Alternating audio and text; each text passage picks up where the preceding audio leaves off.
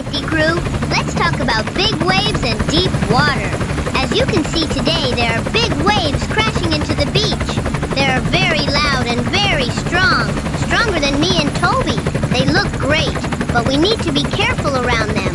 It's always best to stay in your depth. That means you can always stand up in the water.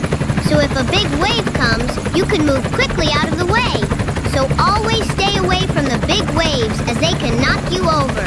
And always make sure you can stand up. Great mission, safety crew! Let's go and get our ice creams! What's your favorite flavor? Let me know in the comments.